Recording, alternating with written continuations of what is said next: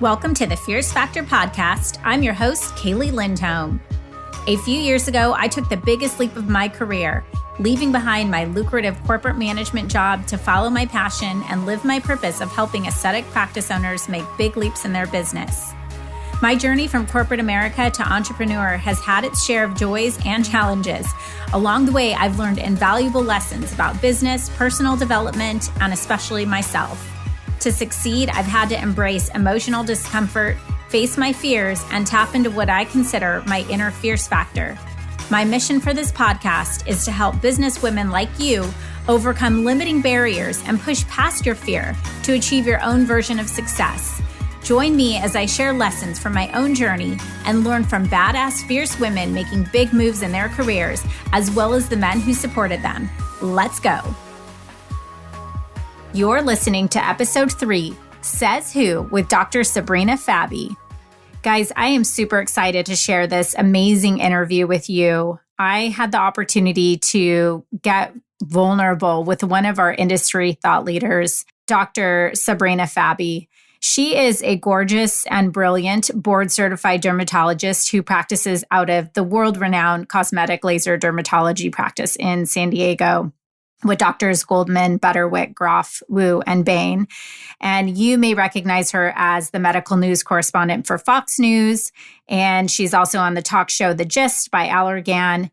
She's a decorated and well-respected podium speaker, educator, and pioneer in her field. But you guys, she is so much more than we get to see on stage and TV. I had a chance to go chat with her at her office during a quick break after patients before she was heading to the news. She is a total go-getter, and I so admire how it was important for her to share her story with ambitious women following in her shoes. And Dr. Fabi's story really resonated for me. She talks a lot about lessons her parents taught her through their fierce tenacity as immigrants from Ecuador, her father coming here knowing zero English. She describes the hurdles she had to overcome getting into her dream school and reminds us that we are the owners of our destiny, saying, "You are the only person who can say no to you." Be ready to be inspired to push past limiting barriers and ask yourself the question, says who? Here's my interview with the beautiful Dr. Sabrina Fabi. So I'm here today with Dr. Sabrina Fabi in beautiful La Jolla, California, international speaker, trainer, mentor, medical correspondent. In fact, Dr. Fabi is squeezing this podcast interview in we have her for 15 minutes before she has to go on the news. And I don't think the news is going to wait for us. So thank you so much for being here with me today. Thank you for having me. I already gave a bit of an intro into all of your amazing accolades. I had to bring this because I literally ran out of printer paper today, printing up your CV. I was just trying to make sure, I got all the details of, all the background about Dr. Fabi and who she is and what she's done. And you guys, for those of you who are listening, I'm holding a 1/2-inch thick, double-sided document of her CV I know it's published that she has written over 100 or co-authored over 100 articles, but this looks like 1 million.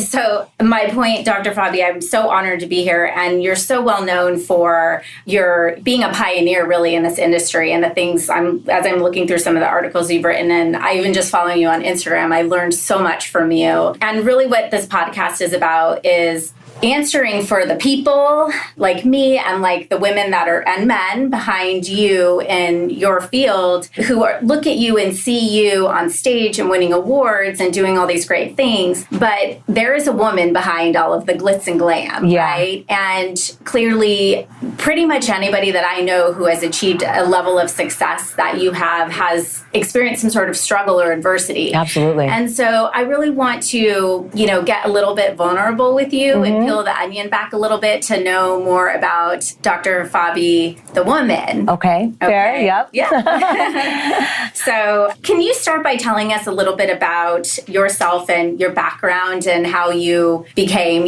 just decided I want to be a doctor in general? So I'm the eldest of two. I am the daughter to two immigrant parents from Ecuador. And my parents, were the first from their families to come to the United States. My father knew no English. My mother did speak some English, and they had no greater than a high school education for my father. My mom had a little bit beyond high school, but met my father and followed him, for love. And they were able to become two very successful entrepreneurs, business owners following their passion. And I realized the hardship that they had gone through in order to make it in the United States and really live the American dream and be so far away from their family, their support, everything that was comfortable to them, to give themselves and their family a better opportunity. And so I think that was always very instilled in us to be grateful for our blessings, to be grateful for what we have, and to recognize the opportunity that we have here versus some of the Latin American countries where it is a little bit more socialistic and there isn't as great of an opportunity for everyone. Right.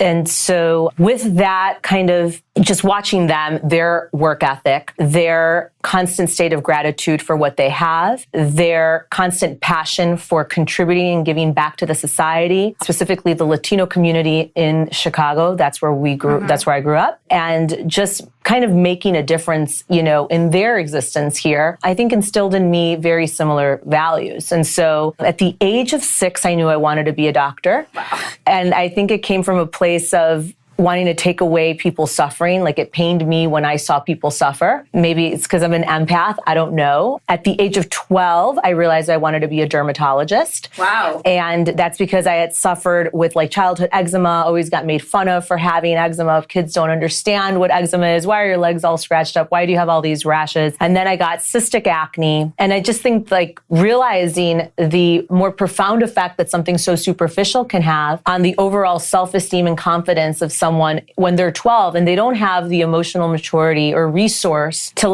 be able to overcome that, right. Made me realize how sensitive many skin conditions can be for people. And I guess wanted to be able to take away others from ever having to go through that and being able to offer something with the ability to really empathize for what people are going through. And so I was on a mission to become a dermatologist. And that's kind of my story. Along the way, with anything, it's never easy. So it's not like I was the top student in my class. And I had I remember even in high school, I was told that I couldn't get into the University of Illinois, which is where I ended up going by a college counselor. And I ended up getting a full ride. Then I was in college and someone told me, don't even bother for medical school, take a year to do research and then try. And then I got early acceptance into my second choice for medical school. And so along the way, as with anyone, there are always going to be naysayers and people that say that you can't. And I think that that's just an opinion. It's not truth. And so recognizing that you are the only person that can really say no to you. And so it's an opinion, it's not a fact. And do you feel like you had that instilled in you because of your parents? I feel like it would be easy for me to just kind of bag it if a counselor told me, nah, you're not going to get there, you're not good enough, you don't have the grades, how did you just didn't care? Or I think there's a little bit of a rebellious streak in me. So if someone tells me no, makes we know how to motivate you now. Yeah, if you say no to me, then for whatever reason, it makes me and rebellious in that who are you to say no to someone else? I think that there's humility, who am I to tell somebody else no? We all put our pants on the same way. So I don't think it's someone else's. Of course there are moments and times that obviously you have to honor if someone's saying no to you, but these are counselors. They're not the admissions, committee who ultimately has the ultimate say, right? And even when I got into medical school, I remember wanting to be a dermatologist because that's what I already decided. And someone telling me that I shouldn't even bother applying to dermatology because it's the most competitive field, right? And I was interviewing at one of the programs in Chicago and I only wanted to rank Chicagoland programs because at the time I was, engaged and I wanted, my family is important to me. My loved ones are important to me. And I do prioritize that. And someone told me that I wasn't passionate about dermatology if I was going to prioritize a significant other over my specialty, which I kind of find interesting because I think I've contributed a lot to our field because I am passionate about it. But I don't think that that's person's opinion. I don't think that one negates the other. I think you can be very passionate and prioritize your family. And I think that's the very fuel that allows you to be excellent in your field. So to neglect your family or to put them second or third or fourth because someone believes that should be the culture of, a doctor in putting medicine first all the time, I think is a disservice. Well, and I can speak too for other entrepreneurs, out there, or women or men really in the world that are trying to accomplish a lot and being told that you can't have it all. You have to pick. You can't. Right. And it's like, well, really? Says who? Why is that? That becomes a limiting belief that just society has put on us, Yeah. So I think the biggest piece of advice is always ask, says who? Yeah. Who is this person to say that to me, right? Yeah. And so, needless to say, I ranked that program last. I matched into my second choice for dermatology, and I was very happy, and I was able to still, live and be with my significant other, So you can have it all. You may have to obviously sacrifice or take risks. I'm not saying that it's not without risk. I was fully aware of the risk and I was fully willing to take a year off, do more research if it meant that I would have to, to get both if I needed to. And do you think there were pros, advantages or disadvantages to being a female in your field? I think that I've never really looked at, well, he's a male, he gets this, and I'm a female, and that's the reason I don't get this. Life's unfair. And it's not just if it's a male or a female. It's just what it is. I think that the faster you can come to terms with that, then I think the easier life will be because you're not living in so much resistance. And you're able to take that energy and fuel your passion, your creativity. I think that with adversity, whether it's gender-based or whether it's, geographical or whether it's socioeconomic or whatever it may be, I think that fuels creativity. And if you're creative enough, you start getting resourceful. And I think resourcefulness, all of that lends to somebody who's more resourceful if you see it as an opportunity. And I think that will lend to success. Wow. That could be the fierce factor right there. Just, we all have our own advantages and disadvantages in the world. All of us do. But ultimately, we have the same opportunity. Look at your parents as an example. Yeah, right? They couldn't call the school and get me in. They didn't have a buddy on the board. Right. They didn't have, a doctor friend that could, write a letter for me. And I think I did just fine. I think you did too. In fact, before you head to the news, speaking of this glamorous, successful person we get to see on TV, was there something that maybe helped you or inspired you along the way? Was there a mentor in your life or somebody that you really looked up to that gave you that inspiration to keep going?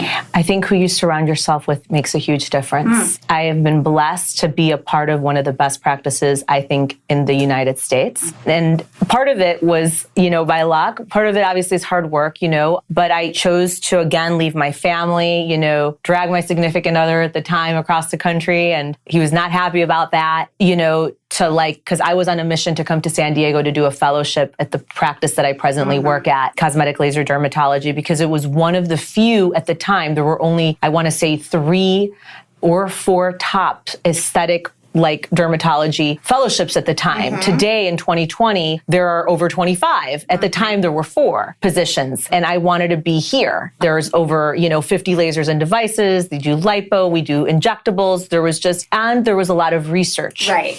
And that was important to me. And so coming here, they gave me the opportunity to stay on, because if you work hard, then opportunities open. Right. You weren't going to come here and expect someone to spoon feed me. Exactly. And then be like, why didn't I get a job offer? And so I showed up. I did the best I could. I got offered a position, but I was able to work with Mitch Goldman, who has pioneered many different treatments in aesthetic dermatology, like endovenous vascular closure, the intense pulse light. Richard Fitzpatrick, my late associate, who did a lot to pioneer CO2 resurfacing, fractionated CO2 resurfacing.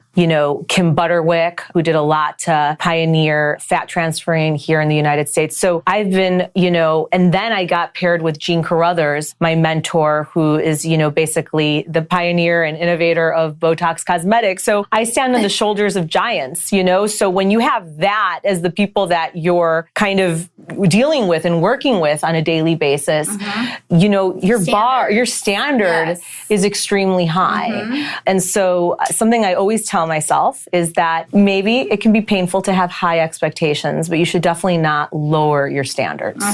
And so I'm surrounded by people at that level. So I think that that's definitely helped reflect, the person I try to aim to be. Right. And you've set yourself up to the expectation to live at that standard as well. So last two questions. What would you tell your 20-year-old self? I would tell her to not worry so much. I would tell her to, sometimes trust the process. And in Spanish, we have a saying, dar al tiempo tiempo. So it means, you have to give time. Wow. So, sometimes it's like, well, it's been 2 days. Isn't that enough? No, sometimes it's 2 years. This could be a whole podcast on itself. Yeah. I love that. That's beautiful. And finally, Dr. Fabi, what does living with the fierce factor mean to you? It means being comfortable in the uncomfortable. I think we all no one wants to feel uncomfortable. Yeah. Yeah. And so it's recognizing that when you're in that space, a breakthrough is about to happen. So, yeah. And I have to remind myself all the time, right? Yes. When I'm in the uncomfortable, it's unknown, it's uncharted territory. There's a bunch of fear kicking in, but recognizing that no matter what the outcome, even if it's not the outcome that I want, that I've planned, that there's going to be some growth that comes out of it. And just putting yourself out there for that. Yes. Right? Wow, that's beautiful. Dr. Fabi, thank you so much for your time today. You are absolutely beautiful. If you're hearing her voice and you haven't seen her in person, where can people find you and follow you? They can follow me at Sabrina Fabi on Instagram, Fabi, or check out our website at www.clderm.com. Wonderful. Thank you so much. Thank you. Thanks for having me, Kaeli. Thank you for joining me for this episode of The Fierce Factor. If you enjoyed the show, please make sure you subscribe so you can automatically get new shows every week. I'd also love it if you left us a review. And come join the conversation online. If you're an aesthetic industry owner, operator, or leader, please join my free Facebook group, The Tribe of Fierce Aesthetic Leaders, a community of ambitious, purpose-driven professionals who collaborate and share best practices for growth in business and life. I'm honored you tuned in.